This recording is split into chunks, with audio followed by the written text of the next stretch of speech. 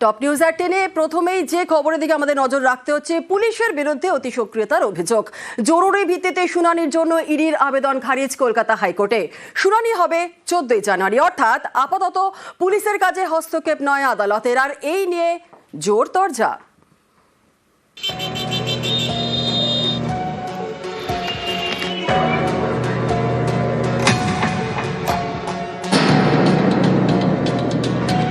বৃহস্পতিবার কলকাতায় ইডির হানা।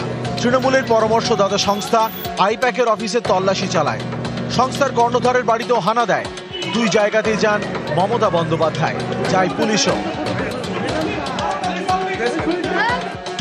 এই নিয়ে তোলপাড়। হাইকোর্টে মামলা, পাল্টা মামলা। পুলিশের বিরুদ্ধে অতি সক্রিয়তার অভিযোগে মামলা করে ইডি, পাল্টা ইডির বিরুদ্ধেও অতি সক্রিয়তার অভিযোগে মামলা করে তৃণমূল। শুক্রবার দুটি মামলাই ছিল বিচারপতি শুভ্রা ঘোষের সিঙ্গেল বেঞ্চে, কিন্তু এজলাসে ভিড় ও বিশৃঙ্খলার কারণে শুনানি স্থগিত করে দেন বিচারপতি। তখন জরুরি ভিত্তিতে শুনানির আবেদন করে ইডি। ভারপ্রাপ্ত প্রধান বিচারপতি সুজয় পালকে ইমেল করে। ইডির আবেদন ফিরিয়ে দেন ভারপ্রাপ্ত প্রধান বিচারপতি। প্রধান বিচারপতির সচিবালয় জানিয়ে দেয়, ইতিমধ্যেই সিঙ্গেল বেঞ্চ মামলার স্থগিতের নির্দেশ দিয়েছে। 14 জানুয়ারি শুনানি। এই অবস্থায় নতুন করে জরুরি বেঞ্চ বসিয়ে শুনানির জন্য হস্তক্ষেপের জায়গা নেই।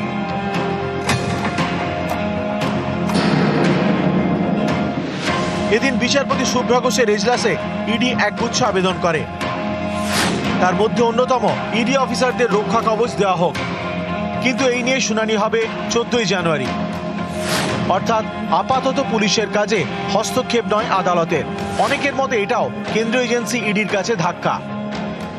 পশ্চিমবঙ্গের সাংবিধানিক সংকট নয়, পশ্চিমবঙ্গের সাংবিধানিক ব্যবস্থাটি ভেঙে পড়েছে। যখন ইডির করা মামলার শুনানি হচ্ছে, তখন কোর্ট রুমের ভেতরে তৃণমূল কংগ্রেস নিজের লয়ার সেলের সদস্যদের ঢুকিয়ে দিয়ে পুরো বিচার ব্যবস্থাটাকে হাইজ্যাক করার চেষ্টা করলেন, যার জন্য আজ শুনানি পিছিয়ে গেল। 6 বছর যে মামলাটা নিয়ে যদি এত জরুরি এত কিছু, তাহলে অনেক আগেই তদন্ত, অনেক আগেই জিজ্ঞাসাবাদ হয়। ইলেকশনের আগে জানুয়ারি মাসে মনে পড়লো আচমকা গিয়ে যেতে হবে তৃণমূলের তথ্য ভান্ডারটা নেওয়ার জন্য। যা যা হওয়ার তাই হয়েছে। নিউজ 18 বাংলা।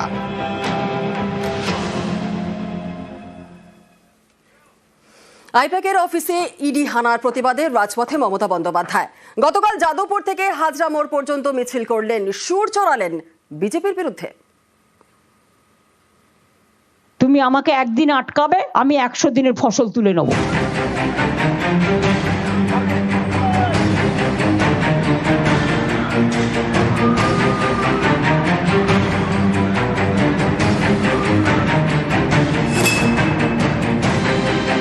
বলছে কয়লার টাকা কে খায়?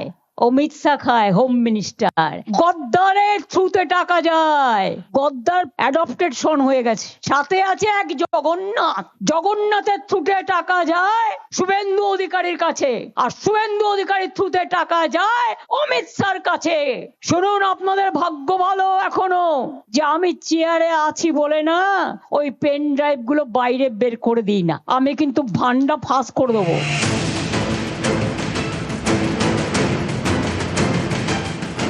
ইডির দাবি, কয়লা পাচার মামলার তদন্তে বৃহস্পতিবার আইপ্যাকের অফিস ও সংস্থার কর্ণধারের বাড়িতে তারা অভিযান চালায়। সেই অভিযান ঘিরে ধুন্ধুমার বেঁধে যায় ভোটের বাংলায়।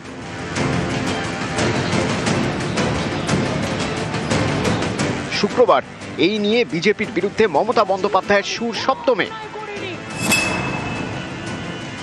লক্ষ্মণের দণ্ডি পেরিয়ে গেলে কিন্তু আর সামলে রাখতে পারবেন না। আমি অনেক কিছু জানি, বলি না শুধু দেশের স্বার্থে। আমি কাল যা করেছি as a all India Trinamool কংগ্রেসের চেয়ারম্যান করেছি, এবং যা করেছি আমি কোনো অন্যায় করিনি। তুমি আমায় খুন করতে এসছো, আমার আত্মরক্ষা করার অধিকার আছে। তুমি সমস্ত ডেটা আমার অফিস থেকে চুরি করছিলে। 5.5 ঘন্টা সবই তো চুরি করেছো, বাকি কিছু রেখেছো? জোড়া ফুলটাতেই তো আমরা দাঁড়াই। তা জোড়া ফুলটা যদি রক্ষা না হয়, পার্টিটাই যদি রক্ষা না হয়, তো মানুষের জন্য লড়াইটা করবো কি করে?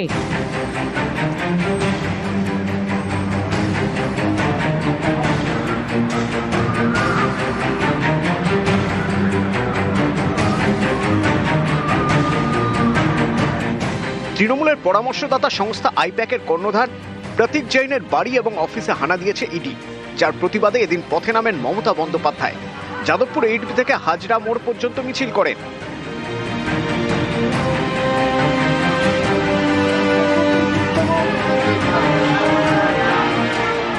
মিছিল শেষে সভা, হাজরার মঞ্চ থেকে চড়া সুর।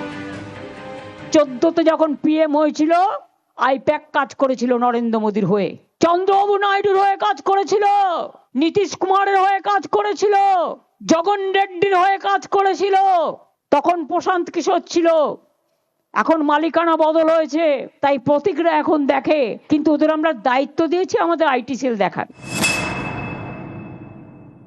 26-এ আমাদের পতন হবে না, তোমাদের পতন হবে, তোমাদের অধঃপতন শুরু হয়ে গেছে।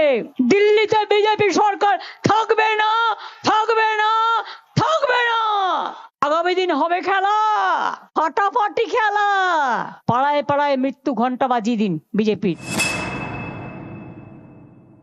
আমাদের next destination is election commission. চলো করতে হবে, লড়াই করতে হবে, আর যারা যারা ক্ষমতা আছে আমার সাথে যাবে, কলকাতা থেকে দিল্লি লড়াই হবে, খেলা হবে, আর বাংলা দখল করে দেশ দখল করতে হবে। বিজেপিকে রাখা যাবে না, দেশকে করছে শেষ, এরা হোক নিঃশেষ।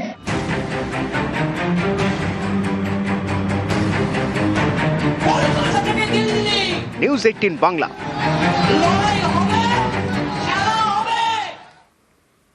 বিধানসভা ভোটের আগে ইডির হানা, বৃহস্পতিবার আইপ্যাকের অফিসে তল্লাশি, সংস্থার কর্ণধারের বাড়িতেও অভিযান। আর এই নিয়ে শীতের বাংলায় রাজনীতি গরম।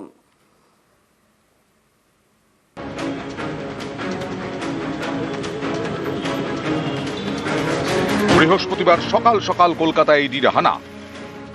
তৃণমূলের পরামর্শদাতা সংস্থা আইপ্যাক সেক্টর 5-এ তাদের অফিসে তল্লাশি চালায় কেন্দ্রীয় এজেন্সি। সংস্থার কর্ণধার প্রতীক জৈনের লাউডন স্ট্রিটের বাড়িতেও হানা দেয়। এর প্রতিবাদে দুই জায়গাতেই যান মমতা বন্দ্যোপাধ্যায়। অমিত শাহকে টার্গেট করে সুর চড়ান। Collect all of our party hard disk, the candidate list, the party strategy, the party plan. Is it the duty of the ED and Amit Shah, the nasty home minister, the naughty home minister, who cannot protect the country, and he's taking away all my party documents? গোটা রাজ্যবাসী এবং গোটা দেশ দেখেছে যে একজন রাজ্যের মুখ্যমন্ত্রী কোথায় নেমে যেতে পারেন। তৃণমূল কংগ্রেস যে দুর্নীতিতে সমর্থক সম্পৃক্ত, মুখ্যমন্ত্রী গতকাল সেটা প্রমাণ করে দিয়েছেন। প্রতি নির্বাচনের আগে এজেন্সির এই অপব্যবহার, মানে গণতান্ত্রিক ব্যবস্থার প্রতি কোনো ধরনের আস্থা না থাকলে তখন এজেন্সিকে এরকম ভাবে ব্যবহার করার চেষ্টা হয়। আর কালকে যে ঘটনা ঘটেছে নজিরবিহীন। গোটা দেশের বিরোধীরা তারা সবাই কালকের ঘটনার চরম নিন্দা করেছে। পশ্চিমবঙ্গ এখনো ভেনেজুয়েলা হয়ে যায়নি। বৃহস্পতিবার দিকে দিকে প্রতিবাদ মিছিল করে তৃণমূল। শুক্রবার পথে নামে বিজেপি।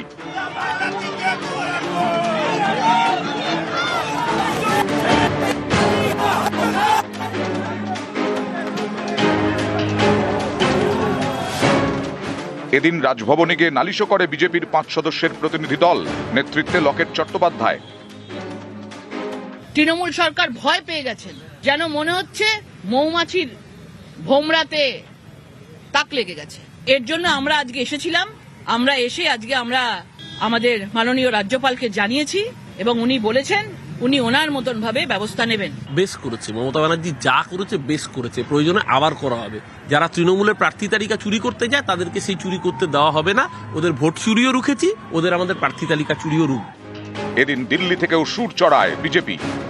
आजाद भारत में बंगाल में जो हुआ वो आज तक नहीं हुआ कि एक सिटिंग मुख्यमंत्री एक प्राइवेट प्रॉपर्टी में घुसकर जहां मनी लॉन्ड्रिंग की कार्रवाई चल रही है ईडी के द्वारा, वहां चली जाए, ईडी के लोगों को धमकाए और पेपर स्नैच कर वॉकआउट कर जाए।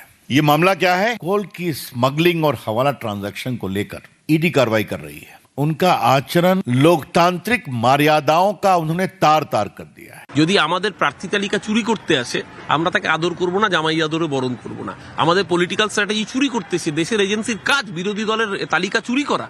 কোন জায়গায় নামিয়েছে ভারতীয় সংস্থাগুলোকে? ভারতবর্ষের জাতীয় সংস্থাগুলোকে সবচেয়ে বেশি অপমান যদি কেউ করে থাকে সেটার নাম ভারতীয় জনতা পার্টি।